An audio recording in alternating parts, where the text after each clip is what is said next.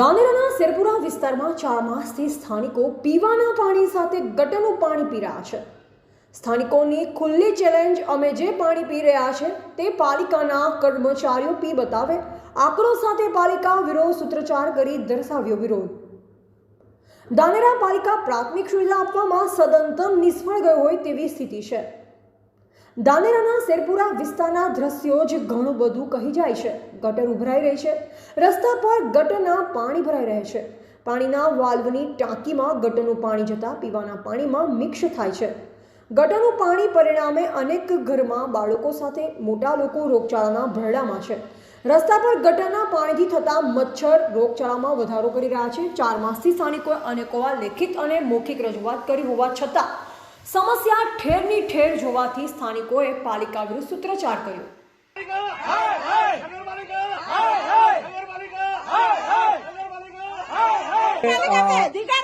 આજે અમે શેરપુરા વિસ્તારની મુલાકાત લીધી।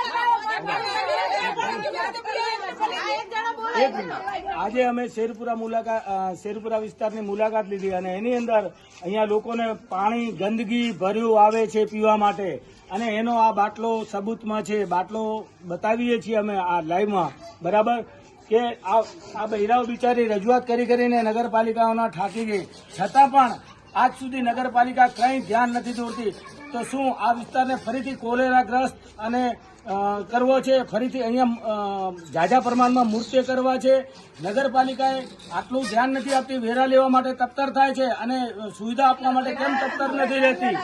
8-10 નાના બાળકો બીમાર થયા, નાના બાળકો, અને આજે દવાખાનામાં નાના બાળકો બધા અને મોટા બાળકો, નાના બાળકો, મોટા માણસો બધા બીમાર થઈ રહ્યા। રજૂઆત બાદ પાલિકા ફોટા પાડી જાય છે, પણ સમસ્યાના ઉકેલ માટે કોઈ નક્કર કાર્યવાહી ન થતી હોવાનો સ્થાનિકોમાં સૂર ઉઠ્યો છે। હાલના દ્રશ્ય પરથી પાલિકા એક્શનમાં નહીં આવે તો આ વિસ્તાર રોગચાળામાં ભરાઈ જાય તેવી સ્થિતિ છે। ભાજપ કોંગ્રેસના આગેવાનો અને પાલિકા તંત્રના વિસ્તારની દશા અને દિશા ન દેખાતા સ્થાનિકો આકરા પાણીએ છે।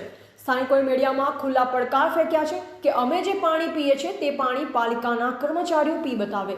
પણ કોઈ નહીં આવતું, આવે દેખીને જતા રહે। મારે પાણી ગંધાતું આવે તો કોઈ નહીં આવતા, દેખીને કે કોઈ નહીં, ગંધાતું નહીં, દેખીને જતા રહે। તમારે શું એવું ગંધાતું પાણી પીવાનું? કોઈ દેખતા નહીં। શેરપુરા વિસ્તારની સમસ્યાને લઈ પાલિકાની કામગીરી બાબતે ઉઠી રહ્યા છે અનેકો સવાલ। શું પાલિકાને આ સ્થિતિનો ખ્યાલ નથી? શું આ વિસ્તારને ચોખ્ખું પાણી પીવાનો હક નથી? શું પાલિકા વિસ્તારમાં રોગચાળાની આફતની રાહ જોઈ રહ્યું છે? શું પાલિકાને સ્થાનિકોની દશા અને દિશા સુધારવાનો સમય નથી? આવા અનેક સવાલો વચ્ચે હાલ શેરપુરા વિસ્તાર પાલિકાના પાપે ભગવાન ભરોસે છે એ નક્કી જ છે। અગાઉ પણ ગંદકીના હિસાબે ધાનેરામાં 5-6 વર્ષ પહેલા પણ કોલેરા ફાટી નીકળ્યો હતો, જેની અંદર કેટલાય લોકોના મૃત્યુ પામ્યા હતા।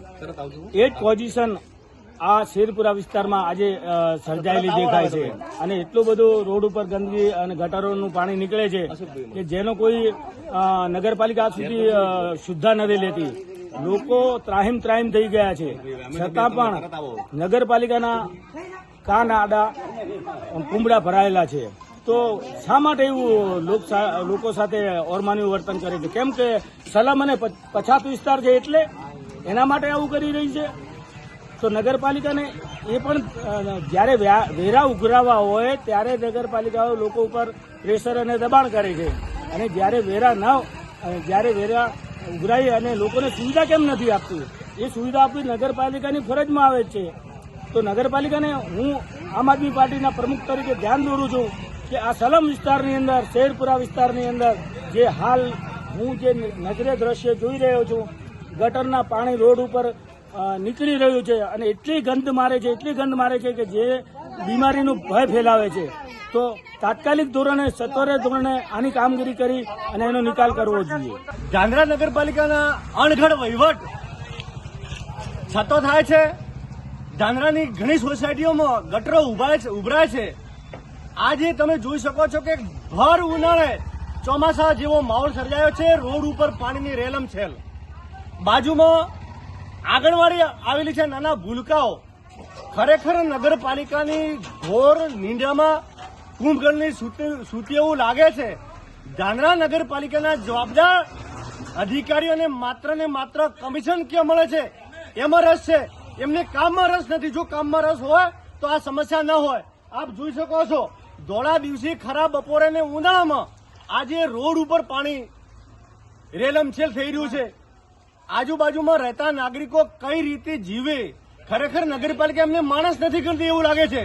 જો નગરપાલિકા 2 દિવસમાં ગટરનું કામ સમાર નહીં કરે તો આવનારા દિવસોમાં નગરપાલિકા કચેરી આગળ ધરણા કાર્યક્રમ કરવામાં આવશે અને બહેનો દ્વારા મટકાફોડ કાર્યક્રમ કરવામાં આવશે. અને બહેનોનો આક્રોશ ખૂબ છે. કદાચ પરિસ્થિતિ વિકટે તે પહેલા નગરપાલિકાના અધિકારીને મારી વિનંતી છે કે તમને ભગવાને સત્તા આપી છે તો સત્તાનો સદુપયોગ કરી અને તમારી ફરજમાં આવતું કામ કરો. માત્ર તમે કમિશનમાં રસ મત રાખો. સરકાર તમને પગાર શેનો આપે છે? થોડા ઘણી જો તમારામાં સહેશરમ બચી હોય તો ધાંધ્રા નગરને સ્વચ્છ અને સારું તો તમે ન બનાવી શકો તો કાંઈ નહીં, પણ ધાંધ્રાની જનતાને બીમારીમાંથી બચાવવા માટેનો પ્રયત્ન કરવો એ મારી વિનંતી છે. અહેવાલ હિતેશ રીમાણી, સંબંધ ભારત ન્યૂઝ, ધાનેરા.